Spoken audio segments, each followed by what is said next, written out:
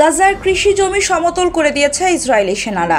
ধ্বংস করে দেওয়া হয়েছে বেশিরভাগ আবাসিক এলাকা। উদ্দেশ্য উপত্যকাটির চারপাশে একটি কিল জোন তৈরি করা। ইসরায়েলি অধিকার গোষ্ঠী ব্রেকিং দ্য সাইলেন্সের এক প্রতিবেদনে এ তথ্য জানানো হয়েছে। প্রতিবেদনে বাফার জোন তৈরির সময় গাজায় কর্মরত সৈন্যদের উদ্ধৃতি দেওয়া হয়েছে, যা ডিসেম্বরের মধ্যে গাজার ভেতরে 800 থেকে 1500 মিটার পর্যন্ত সম্প্রসারিত হয়েছিল এবং তারপর থেকে ইসরায়েলি সেনারা এটিকে আরও সম্প্রসারিত করেছে।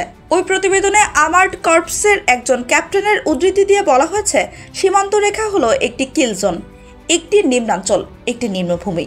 অধিকার গোষ্ঠী ব্রেকিং দ্য সাইলেন্স বলছে, ইসরায়েলি সেনারা বুলডোজার এবং খননকারী যন্ত্রের পাশাপাশি হাজার হাজার মাইন এবং বিস্ফোরক ব্যবহার করে প্রায় 3500 ভবন, কৃষি ও শিল্প এলাকা ধ্বংস করেছে, যা যুদ্ধোত্তর পুনর্গঠনে গুরুত্বপূর্ণ হতে পারত।